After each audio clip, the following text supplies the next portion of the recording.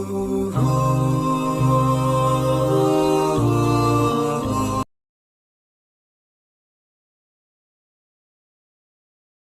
جی، اذان کے وقفے سے پہلے ہم ڈسکشن کر رہے تھے یہ تیجا، 40واں،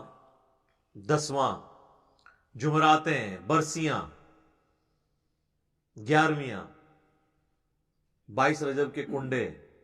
محرم کی نیازیں، میلاد کی نیازیں، سب کی سب یعنی ایکٹیویٹیز خود سے دین میں داخل کی ہوئی ہیں،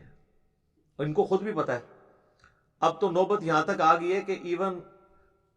40ویں کے کارڈ چھپتے ہیں، جس طرح آپ کی شادی کارڈ ہوتے ہیں، اخبارات کے اندر بڑے بڑے اشتہارات چھپتے ہیں. اچھا، یہ ہم کو مذاق اڑانے کے لیے نہیں کہہ رہے، اگر یہ سب کچھ جائز ہوتا نا، اس کے لیے ساری ایکٹیویٹیز آپ کریں، جو بھی ماڈرن طریقہ اڈاپٹ کریں. مثلا اب کسی کا جنازہ ہے اور آپ نے اناؤنسمنٹ کرنی ہے، تو ظاہر ہے کہ آپ فیس بک پہ لگائیں، واٹس ایپ گروپس میں شیئر کریں، تاکہ زیادہ سے زیادہ لوگ اس کے جنازے میں شامل ہوں. اخبار میں بھی دے دیں، کوئی حرج نہیں. یہ تو ایک دین کی بنیادی ایکٹیویٹیز ہے نا، جنازہ پڑھنا. ہم ادر دین وہ باتیں کر رہے ہیں کہ نبی علیہ السلام کی مبارک 3 بیٹیاں، جوان، شادی شدہ، آپ کی مبارک زندگی کے اندر فوت ہوئیں.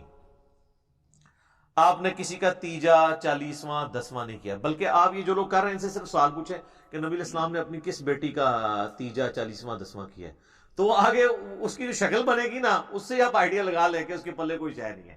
وہ خود ہی کہے گا جی وہ تو کوئی اس طرح تو نبی علیہ السلام نے تو نہیں کیا. تو جو چیز نبی علیہ السلام نے تعلیم نہیں فرمائی، وہ آپ نے خود سے دین کے اندر داخل کی ہوئی ہے، اور باقی لوگوں کو اتنا پابند کر دیا کہ جو نہیں کرواتا وہ کہتے ہیں دیکھو جی اس کا باپ مر گیا، اس کی ماں مر گئی، اس نے تو کچھ بھی نہیں کیا. اور پھر مدرسوں سے باقاعدہ، اب مجھے نہیں پتا، کئی سال پہلے تک تو یہ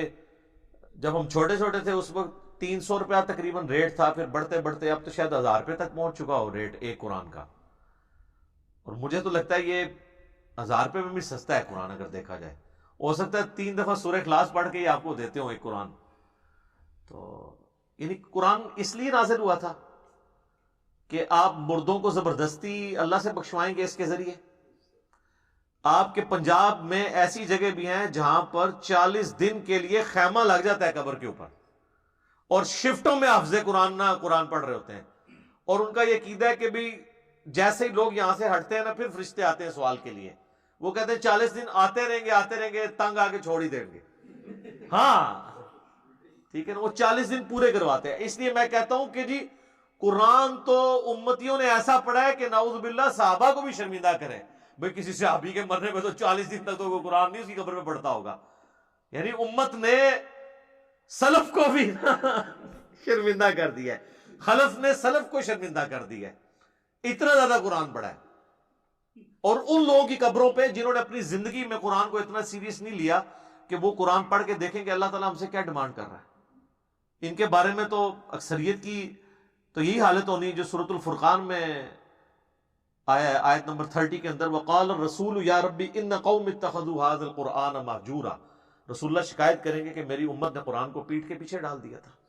میری قوم نے قرآن کو پیٹ کے پیچھے ڈال دیا تھا.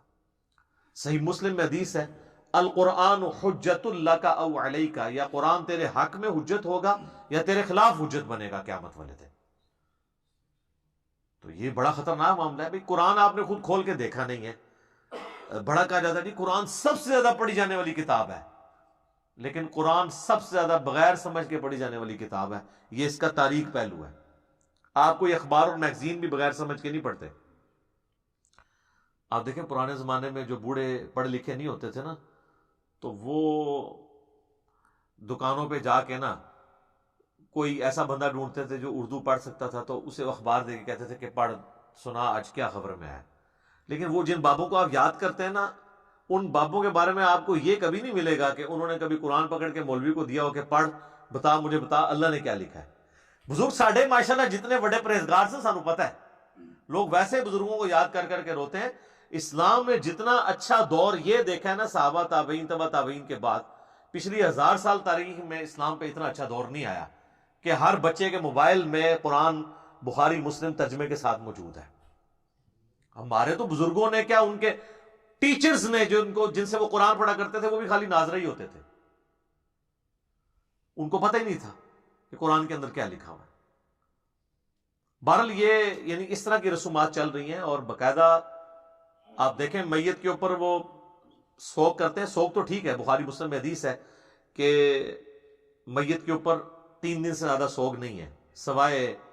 بیوی کے وہ اپنے خاوند کے مرنے پہ 4 مہینہ اور 10 دن سوگ کرے گی۔ 3 دن سوگ کرنا ہے آپ نے، بالکل وہ تو درست ہے، لیکن وہاں جا کے وہ پھر الفاتحہ کہتے ہیں، اور ایک دفعہ سورۃ الفاتحہ، پھر 3 دفعہ سورہ اخلاص پڑھ کے تو مردے کو وہ اصالہ ثواب کرتے ہیں، اور جتنی دفعہ کرتے ہیں وہ مطلب وہ کر کے کرتے ہیں۔ دعائیں مغفرت کریں آپ، میں نے دعائیں پہلے بتائی ہیں، اس طرح قرآن پڑھ کے بخشنا تو ثابت نہیں ہے، اور اولاد اگر خود پڑھ رہی ہے قرآن تو وہ آٹومیٹکلی ثواب ملے گا، اولاد کو تو بخشنے کی ضرورت بھی نہیں، اور اس کے لیے ماں باپ کا مرنا بھی ضروری نہیں، زندگی میں بھی ان کو ثواب ملے گا۔ پھر وہ کلمہ بھی پڑھا جاتا ہے، کہتے ہیں جی 70,000 دفعہ کلمہ جس نے اپنی زندگی میں پڑھ لیا وہ بخشا گیا، اور کئی جو بوڑھیاں ہیں بوڑھے ہیں انہوں نے اپنے لیے پڑھ کے رکھے ہوتے ہیں، اور ایکسٹرا پیکج بھی بنا کے رکھے ہوتے ہیں، انہوں نے اپنے کو قریبی فوت ہو جائے نا تو اس کو کہتے ہیں یار یہ میری طرف سے 70,000 دفعہ، مراد یہ کہ یہ لے جنت کا ٹکٹ۔ اور یہ بڑے بڑے ذمہ دار علماء نے یہ کام کیا ہے۔ آپ فضائل اعمال ذرا کھول کے دیکھ لیں، اس کے اندر ایک واقعہ موجود ہے، نبی الاسلام کی وفات سے آلموسٹ 650 سال کے بعد کا یہ واقعہ ہے، کیونکہ وہ شیخ قرطبی جو ہیں وہ ان کا ٹائم پیریڈ یہی بنتا ہے۔ وہ کہتے ہیں جی شیخ قرطبی کا بیان ہے، شیخ قرطبی کو بھی بیچارے کو نہیں پتا ہوگا، اس کی طرف ایک منسوب ہے۔ شیخ زکریا کاندھلی فضائل اعمال میں لکھتے ہیں کہ انہوں نے نا وہ ایک ایسے نوجوان سے ملے کہ جسے کشف ہو جایا کرتا تھا کہ کون جنت میں ہے اور کون جہنم میں۔ اللہ اکبر! صحابہ کو نہیں ہوتا تھا، آپ حدیث سن چکے ہیں بخاری مسلم کی کہ وہ نبی الاسلام کی برکت سے وہ جو 2 قبر والوں کے اوپر جو ٹہنی کی وجہ سے عذاب کی تخفیف ہوئی، صحابہ کو نہیں پتا چلا کہ اس کے اندر کیا ہو رہا ہے، حضور نے بتایا، بلکہ مسلم شریف میں تو الفاظ ہیں آگے کہ میں نے ارادہ کیا کہ میں اللہ سے دعا کروں کہ تمہیں عذاب قبر سنوا دے، لیکن پھر مجھے ڈر ہوا کہ تم اپنے مردوں کو دفنانا چھوڑ دو گے، تو صحابہ نے تو سنا بھی نہیں، دیکھنا تو بڑی دور کی بات ہے۔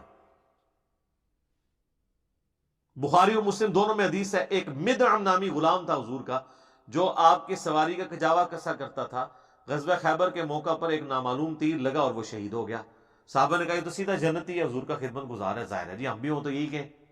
آپ فرمایا تم جنت کی بشارت دے رہے ہو، اس نے مال غنیمت سے ایک چادر چوری کی تھی، اللہ نے مجھے دکھایا، وہ آگ کی بنا کے اس پہ ڈال دی گئی ہے۔ اب باقی اصحاب میں سے اگر کسی نے ایک رسی بھی چھوٹی سی یہ سمجھ کے اٹھائی کہ مال غنیمت میں اس کی کیا ویٹیج ہے اور گھر لے گیا تھا، فوراً گھروں کو بھاگے لا کے حضور کے پاس جمع کروائی کہ بھئی یہ آپ ہوتے تو آپ کہتے ہیں جو کچھ بھی ہے تیرے محبوب کی امت سے ہے، تو محبوب کے ساتھ جو ڈائریکٹلی اٹیچ بندہ ہے اس کو اس نسبت نے کام نہیں دیا جب اس نے کام غلط کیا، کیونکہ محبوب کے ساتھ تو آپ کی رشتہ داری ہو سکتی ہے، اللہ کا کوئی رشتہ دار نہیں ہے سر، اللہ کے ساتھ کسی کی رشتہ داری نہیں ہے، تو آپ جو مرضی لوگوں کے بارے میں فیصلہ کریں۔ بال وہ شیخ قرطبی کہتے ہیں کہ جی اس نے نوجوان نے چیخ ماری، اس نے کہا میری ماں کو جہنم کی جانب لے کے جا رہے ہیں فرشتے،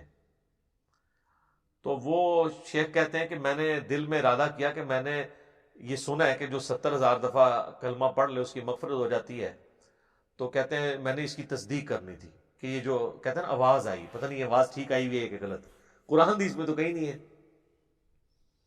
تو کہتے ہیں میں نے دل ہی دل میں نا وہ 70,000 دفعہ کلمہ پڑھا ہوا ٹی سی ایس کروا دیا کوریئر سروس کے تھرو، اور دل میں نے نیت کی کہ میں اس کی ماں کو بخشتا ہوں۔ کہتے ہیں تھوڑی دیر بعد وہ نوجوان مسکرانا شروع ہو گیا کہ وہ 70,000 دفعہ کلمہ اس سے پہنچ گیا، اس کی وجہ سے اس کے لیے جنت کا فیصلہ ہو گیا۔ اور شیخ فرماتے ہیں مجھے اس واقعے سے 2 چیزوں کی تصدیق ہو گئی، ایک تو یہ تصدیق ہوگی کہ یہ صاحب کشف جو ہے یہ صحیح ہے، واقعی اس نے دیکھا ہے، یعنی وہ جہنم سے جنت کا فیصلہ ہوا ہے۔ دوسرا مجھے یہ بھی تصدیق ہوگی کہ 70,000 دفعہ کلمہ اگر کسی کو ٹی سی ایس کروا دیا جائے ارجنٹ میل سروس کے تھرو، تو اس کی وجہ سے اس کی مغفرت ہو جاتی ہے۔ یہ ان کا معیار ہے چیزوں کو چیک کرنے کا، کہانیاں بنانے کا، ان میں رنگ بھرنے کا۔ تو سر جب آپ لوگوں کو یہ چیز بتائیں گے تو لوگ تسبیح پہ لا الہ الا اللہ کلمہ ہی پڑھیں گے نا، پھر قرآن تو نہیں ترجمے سے پڑھیں گے۔ اتنی ٹینشن لینے کی کیا ضرورت ہے کہ قرآن ترجمے سے پڑھو پھر اس پہ عمل کرو پھر اس کی تبلیغ کرو، اس کی بجائے چپ کر کے 70,000 دفعہ کلمہ پڑھ لو، دیٹس آل، اور آپ پڑھ لو اور سب کی طرف سے ایک ایک دفعہ پڑھ لو، عیاشی کی زندگی گزارو۔ کس غیر محسوس طریقے سے انہوں نے امت کا جنازہ نکالا ہے. اسی کی آپ باقیات آپ دیکھ لیں، پھر لے کے بیٹھے ہوتے ہیں گٹلیوں پہ، وہ کہتے ہیں نہیں 1.25 دفعہ آیت کریمہ، 1.25 دفعہ جناب کلمہ، اور پھر باقاعدہ جب دعا ہو رہی ہوتی ہے تو اس میں بتایا جاتا ہے کہ اتنے قرآن، اتنا کلمہ، اچھا جی، اور پھر یہ بتایا جاتا ہے جی تیسرا کلمہ اتنی دفعہ. تیسرا کلمہ اللہ سے آتا ہے نا، پہلا کلمہ اتنی دفعہ، دروش شریف اتنی دفعہ. اور جو بیچ میں کچھ لچ تلنے والے ہوتے ہیں نا، وہ دعا کے دوران بھی کہہ دیتے ہیں کہ اے جی 1000 دفعہ جڑنا سورہ اخلاص میری طرف پوری پاؤ. کیونکہ انہوں نے پڑھا ہے یا نہیں ہے، بل وہ انہوں نے کرنا اس لیے ہوتا ہے کہ مطلب وہ جو لواحقین ہیں ان کو پتہ چل جائے کہ اس نے بھی لچ طلب ہے. اور بعض اوقات تو پوری لسٹ بن کے آتی ہے نا، اس میں نام بھی پڑے جاتے ہیں کہ اس نے یہ کیا، اس نے یہ کیا، اس نے یہ کیا. تو اگر کسی کا نام سکپ ہو گیا تو وہ اس طریقے سے بھی اپنی انٹری لگواتا ہے. جو لوگ ظاہر ہے کہ جی بغیر وضو کے صرف رشتہ داری نبھانے کے لیے جنازے پڑھ دیں، ان سے آپ کچھ بھی ایکسپیکٹ کر سکتے ہیں. یہ جتنے پولیٹیکل لیڈرز ہوتے ہیں آپ دیکھیں کتنے صحافی وہاں پہنچے ہوتے ہیں، بس وہ اسی طریقے سے پڑھ دیتے ہیں، کہتے بس ٹھیک ہے ایک حاضری لگوانے کے لیے آئے تھے. اسی آپ دیکھیں جنازہ پڑھنے کے بعد وہ ڈھونڈ کے بندے کو مل کے جاتے ہیں کہ بھی تاکہ اس کو انشور کریں کہ ہم نے جنازہ پڑھا ہے. حالانکہ وہ اس کو دعا جنازے کی سن لینا تو اکثر لوگوں کو نہیں آتی ہوتی، تو کیا پڑھ کے گیا وہاں سے، وہ صرف حاضری لگوانے کے لیے آتے ہیں. تو یہ ساری ایکٹیویٹیز جو ہے دین کے اندر خود سے انہوں نے انجیکٹ کی ہیں، اس کی کوئی دلیل موجود نہیں ہے.